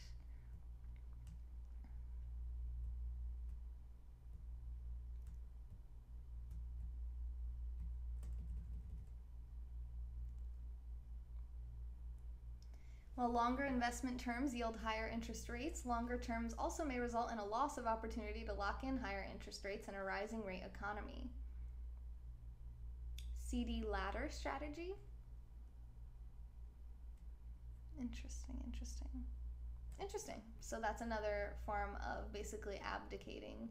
That's basically more of a form of hoarding, saving the money rather than investing it. Okay.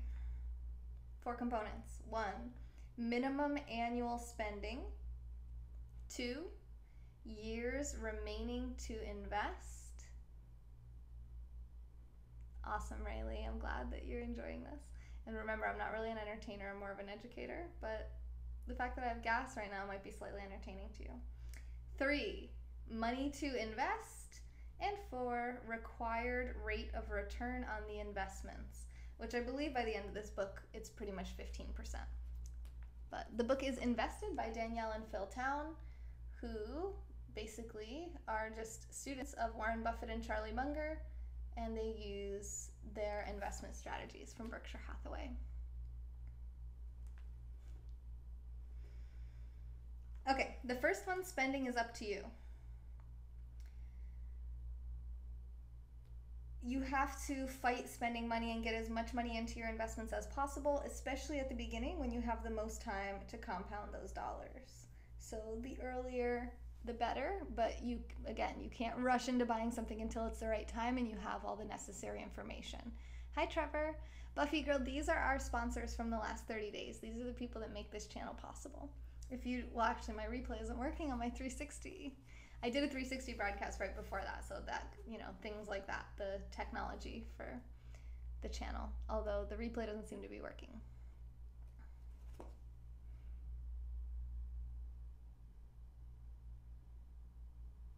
Ferrari, I don't see your comments.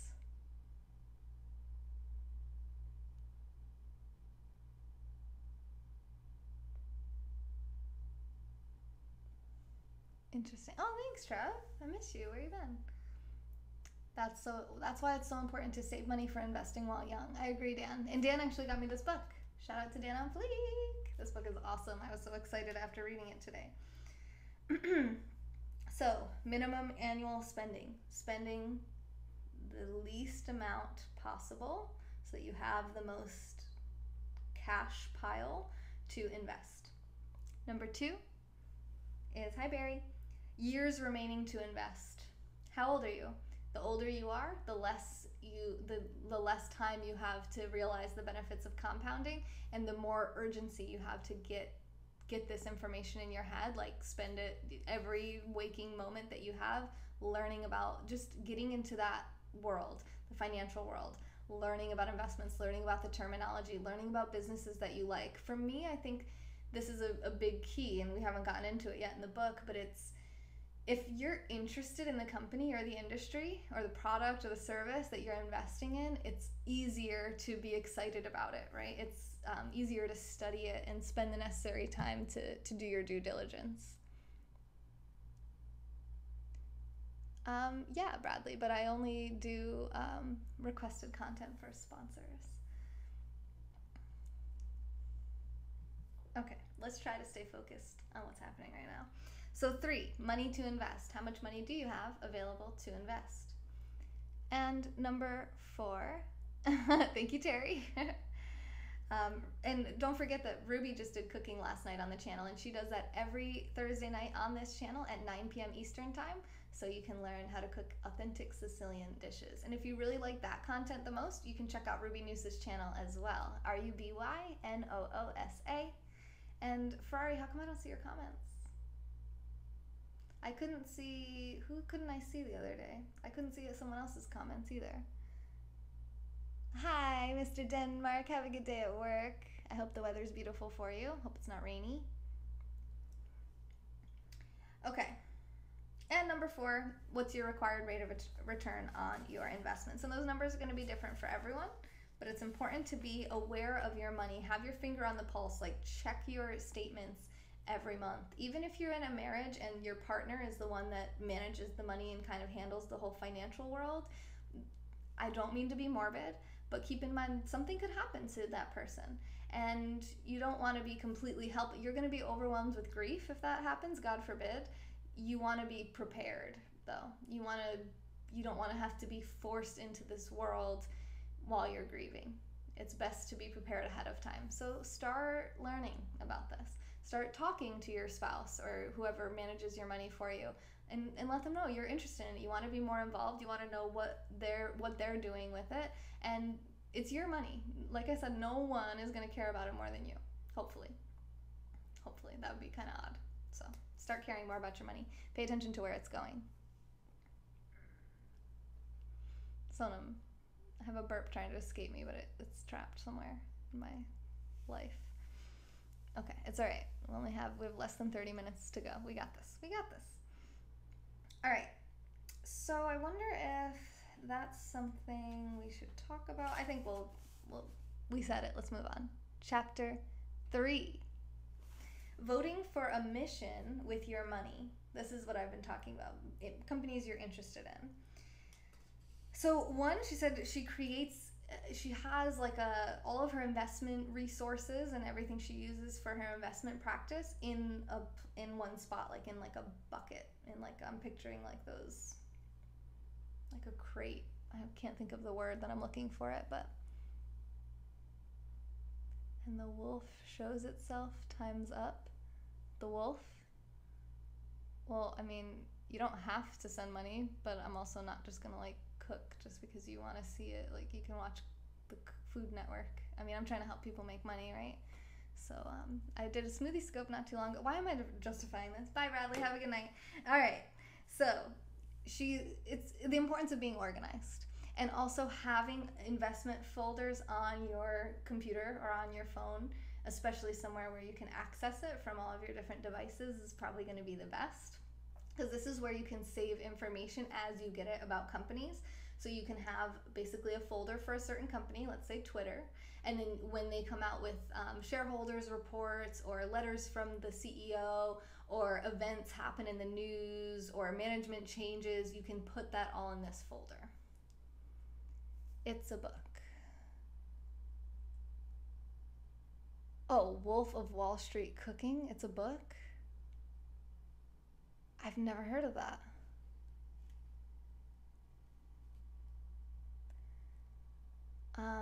Yeah, Dan, are you in here? Hi, the Jakes. Wolf of Walmart. I saw it in the library. Wolf of Wall Street Cooking? Interesting. I wonder what that is. I'll try to remember to look into it. I might forget. If you want to direct message me a link, I'll remember. My comic books have gone up as I have made good long-term choices. Awesome. Okay. And that's something that we'll talk about that right now, Mark. It's something you're really interested in, right? You could probably study comic books for a really long time. I have a library card. Yeah. Well, I haven't heard of most cookbooks, probably. I've been getting banned, but I'm back. You've been getting banned? I'm sorry, the Jakes. Organizing your research. Exactly, Mr. October. Thank you. Mr. October, welcome. It's October. Mr. October 3. Taylor on air. Taylor with gas. Okay. Yeah, I think that pretty much covers creating your investment office, your investing office, your investing space.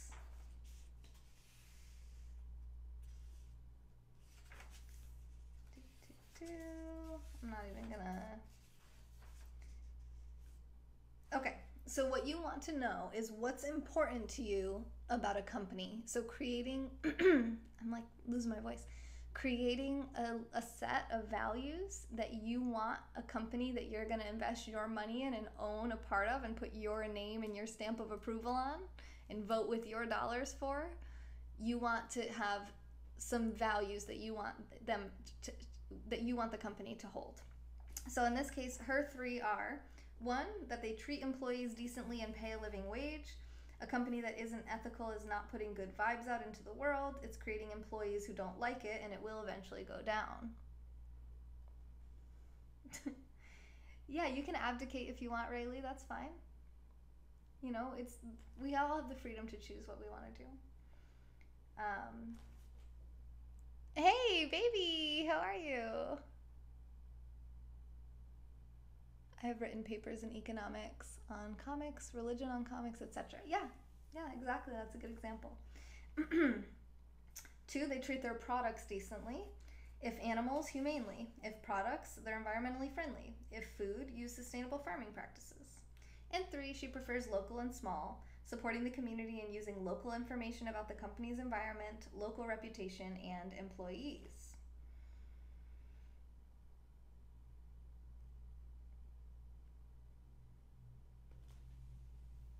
And you're gonna have your own values. You may or may not be into. She's into yoga and good vibes and energy and holistic practices and things.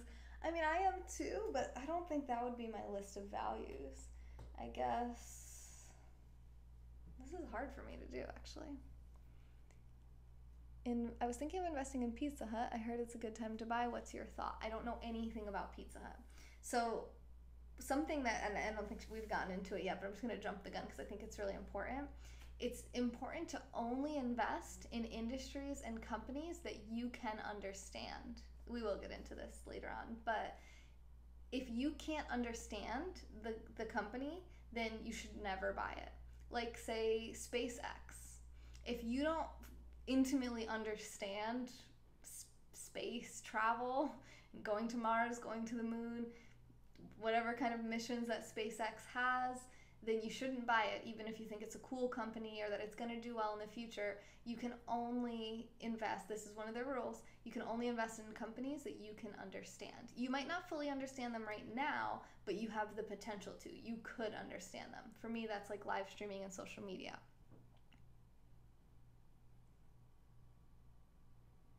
This information is all well and good, but my God, it is a full-time job to put it together. Yeah, Peter Man, I agree. But most people spend hours every single day watching television. So what's more important, you know? Like taking the money that you just worked your ass off all day to make and then turning it into more money so you don't have to work forever, or like seeing what's up with the Kardashians. We make our choices. We choose. We have priorities. People say they don't have time all the time, but they make time for the things they want to do. They make time for their addictions. They make time to watch their favorite shows. They make time to eat junk food. They make time to hang out with people. I mean, not everything, and I'm not saying everything that we make time for is bad. That kind of came off a little bit negative. But it's like we have time to do the things that are important. So even if it takes you a year before you buy your first stock because you only have a couple hours per week to contribute to put towards this, then you just start where you're at. Yes, I did, Admiral. Yes. Trading and investing. Go pay for a stock newsletter and they do all the work for you. That's one of things that you should invest in, for sure. Donations are important if you want to make money. Tax avoidance is key. Male Valentine, so true. Look at our commander-in-chief. I wouldn't go to space. Marvel Comics universe has become Marvel Cinematic Universe, so the industry is totally different. See? That's exactly, Mark, that's exactly. You want it to be an industry that you're interested in. Because, like, what was your name there? Like, where are you? Where's your comment? Peter Man, hi. Like Peter just said, it takes more than hours. It's like a full-time job trying to pull all of the information together, fully research each company. And that's why we're going to pretty much just focus on Twitter during our time together so that we're trying not to get too bogged down with every possible company. But by the end of your investing practice, which in this case, this book does recommend it takes about a year, that you're going to start adding to your portfolio or to your wish list companies. And I think at the end of this book, she only had two or three. But the idea is that you would ultimately build up to 10, and you're almost never invested in more than 10 companies at once based on this philosophy. You feel like the Flash right now? Are you the Flash? What do you consider a good return on investment for 1 year? According to this book, I would say 15% plus, but my Twitter stock is at 65% from where I bought it. Up 60. I'd invest in Bayer, even though they're destroying the environment. So yeah, that's your choice. If you don't value environmentally friendly practices, then that you wouldn't care about that. Hey, Jake Strickland, welcome. Yeah, it has been a long time, huh? Thanks for watching on YouTube, by the way, because I do need to monetize on here, so I need more hours watched to monetize. Oh, Rayleigh, you're very sweet. I like skeptics. I'm a skeptic myself. But I do definitely vibe with value investing, contrarian investing, and picking my own companies that I believe in rather than somebody who is a financial advisor, so therefore they claim to be better at it than I am. Thanks for washing. I don't know what that means. Okay, I'm going to go back to this. So actually, I'm kind of curious. What would be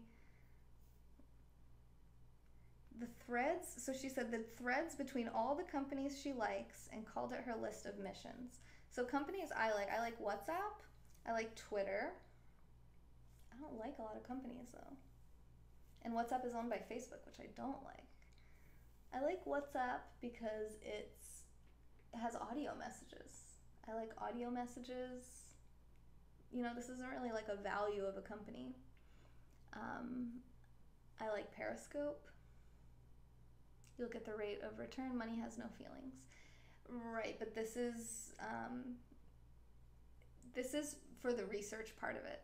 If it's too dry, if it's hard for you to read through all of the letters, you get letters to the shareholders and letters from the CEO, and you're just like, oh my God, it's so boring. I can't even read I can't even read a news article about this company. Then you shouldn't invest in it, because you're not going to put in the time necessary to make sure. Like, you want to know the company. If you're going to buy a company, we have to think. We're not just thinking about buying one little percent, one little slice. Think in terms of buying the entire company. What company would you want to be the owner of? You know, the majority shareholder of? What company would you say, yes, I want to put my stamp on this, and this is my company. I like this company. I stand behind what they do, and I want to own it, all of it. Most of us financially probably don't have the opportunity to buy an entire company, but that's the mindset here, is what company would you be comfortable owning? You know, you're voting with your dollars. So just because you're just gonna, the only thing that matters to you is making money. That's a given, right? We all want to make money off of our investments. We're not going to put our money towards something we think is going to lose money. So it's not, you know, that it makes money isn't really any, like, it doesn't, it's really nothing. What you put your money towards, what we put our attention towards, grows, right? That's whether positive or negative. So if we buy McDonald's every day, and then every morning we post about how horrible McDonald's is, it doesn't really make any sense, right? We're voting with our dollars. It means actions speak louder than words a lot more. So, like, I'm in Tampa, Florida, and I go to Clearwater Beach, and there's red tide, which is killing all of the wildlife in the water, and their dead bodies are washing up on the shore all the time. There's belief that that's coming from some fertilizers being dumped by farmers. So if we can not support fertilizer companies, maybe waste companies, and the farmers themselves that just don't give a damn about what they're doing to the ocean and all the animals in it, and therefore us, because we can't even breathe that air. It causes respiratory irritation. Like, I was literally coughing, couldn't even be there for more than maybe 30 minutes, maybe an hour at most.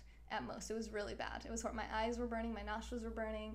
So to me, that is important. I would never want to invest in a company that was doing that. So if I do some research and I find some articles about, you know, toxic waste being dumped into the ocean, I'm probably not going to invest in that company, even if it's a really good price.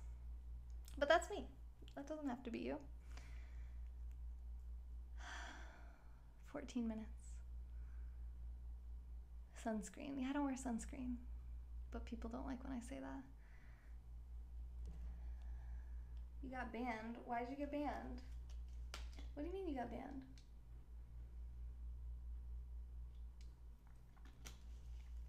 Okay, let's finish this chapter, and then we're going to call it a night. Okay, the story of a company. This is what her dad said. As I do my research into a company, I naturally concoct in my head a tale of how that company came to be, who runs it, and why it does what it does. I call this tale a story. I follow a kind of simple outline to create a story about a business. Meaning, management, moat, and margin of safety. It's like I keep like almost burping and then not burping. What's happening to me right now? Am I dying? It's so weird. So this guy's been doing it so long, he doesn't like write down a whole story. The girl that wrote this book, his daughter, Danielle, she's a lawyer, so she's really into reading and writing. She's very wordy. It's up to you. Do you want to write the story out? You want to maybe take some notes, put it in your folder, your investing folder? That's really up to you. But you want to at least understand and have kind of a picture in your head of what is this story all about? What's it really? What's its mission? What is it? Like, not just what does it do, what does it produce, but what's the background story? Carrot oil. Interesting. I've never heard of that before. Carrot oil. Terry, you're teaching me all sorts of cool stuff. Okay. Story of a company.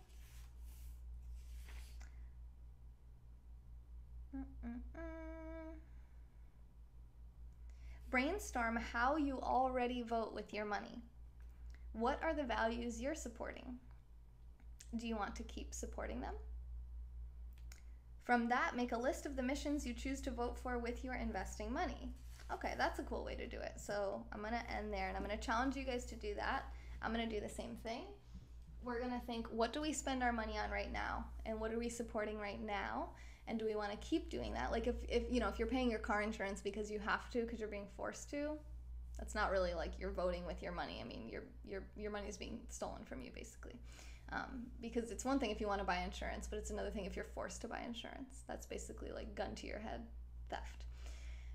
But what do you choose to buy? Do you go to Starbucks every morning? Do you always go to a certain restaurant? Do you always buy certain brands, foods at the grocery store? So on and so forth. What do you spend your money on? What do you vote with your what do you vote for with your dollars? And what does that reflect to you? What are your values? And I'm going to leave you with that. And we'll meet back tomorrow to cover more about investing from the book Invested by Danielle Town and Phil Town. I hope you guys have a wonderful rest of your evening. And I'll see you tomorrow for 3 more hours of positive content to help you reach your health, wealth, and relationship goals. Yes, I agree, Radley. Thank you guys so much for watching. Thank you to everyone who goes to femyoga.com and clicks support and keeps this channel going and growing. Remember, if you sign up for monthly sponsorships like Mark Gage did, you'll be entered to win $100 every month on the 17th of the month, which is now only 11 days away. What are you waiting for? femyoga.com. This has been A Moment in Time with Taylor. Bye. Good night, Trevor.